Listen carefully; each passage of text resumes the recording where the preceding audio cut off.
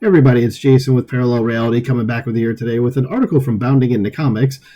It's from November 9th, and it says Resident Evil star Mila Jovovich set to once again battle zombies in the late George A. Romero's final film, Twilight of the Dead. And before I get into, wait, what?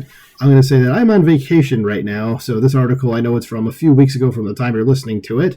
I'm recording it the day after the article posted, but since I'm on vacation, figure I'm not going to be able to keep up with current news and make videos that way, so we're getting just a bunch of random crap right now that I thought might be a little interesting, so more pop culture stuff.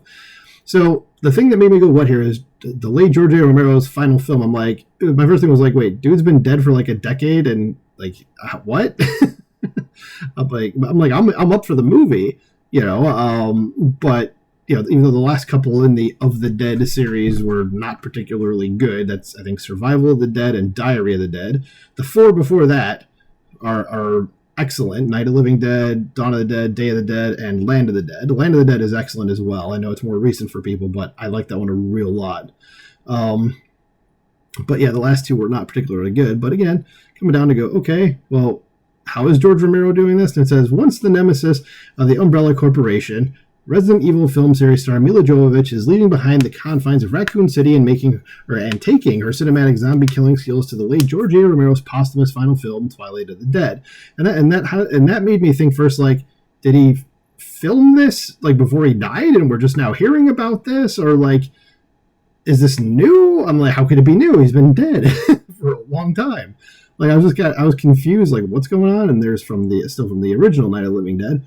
It says, as first reported by Deadline, though obviously not helmed directly by the nearly decade-dead Romero, okay, so I was kind of right about that, as the director did pen an initial treatment for the film, which he is said to have considered the seventh and final installment of his iconic horror franchise. Okay, so there you go. So he basically made an outline, and looks like somebody else is going to finish it. But again, it's kind of weird that we're just now hearing about this, even though I know his Of the Dead movies, a lot of them took place a long time apart from each other. Like Night of the Living Dead was late 60s, Dawn of the Dead was late 70s, Land of the Dead, I'm sorry, not Land of the Dead, Day of the Dead was like mid 80s, Land of the Dead was like 2004.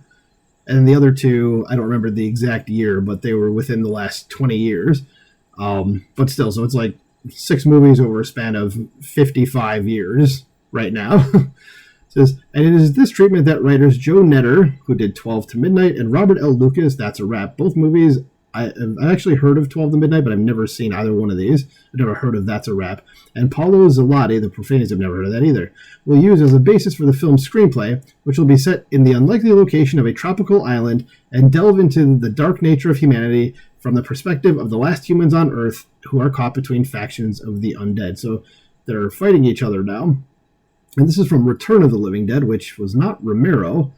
Is this? I think I read somewhere that was supposed to be considered some sort of continuity to Romero, or like the treatment for that was based on a Romero. I don't remember, something like that. There is some link to it, but I don't know why this would necessarily be posted here, because it's not like an actual Of the Dead film.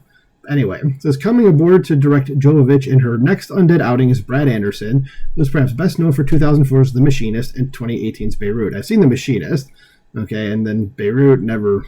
I've heard of the city, of course. I know where it is, but I never heard of a movie called that.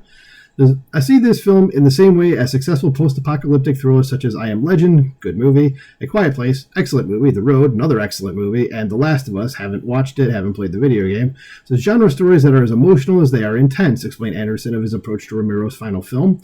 When I read Twilight of the Dead, I teared up at the end, which is weird for a film of this type. Yes, that really would be very weird for a zombie film. It says, but it has that kind of pull, that combo of horror and heartbreak that I love.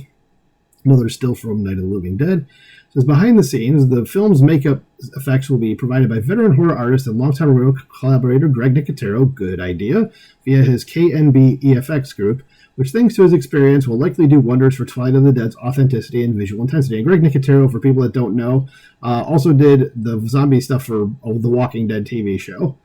So that's the best pick there could possibly be to do this. So there's nobody better. Additionally, the film will also see input from a roster of seasoned producers, most notably Suzanne Desrocher Romero, and I butchered that name. But anyway, it says the late director's widow and founder of the George A. Romero Foundation. Okay, so there will be at least some influence from the man himself in there. That's good. It is with great pleasure to work with my partners at Roundtable to finally get the last of George A. Romero's Dead canon out to the fans, she told the press. It's what the fans have longed for, and with Brad Anderson at the helm, it will be sensational. I can only hope. I mean, the way Hollywood has been the last decade or so doesn't exactly inspire confidence, like really nothing does, but we'll see. Take every movie as its own thing.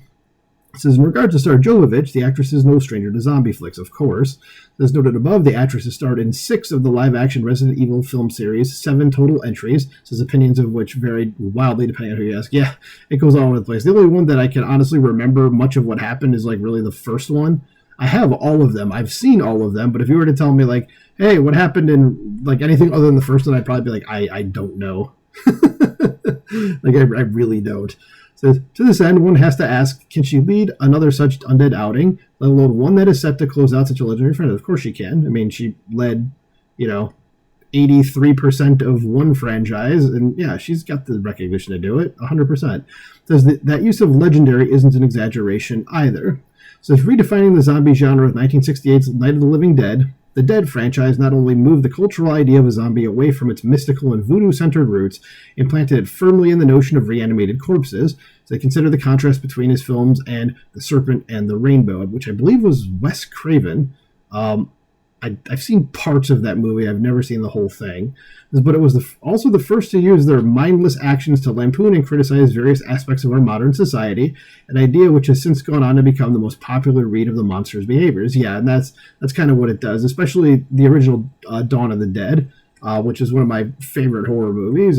I just thought it was excellent from the moment I saw it. But yes, absolutely go watch that if you've never done it before.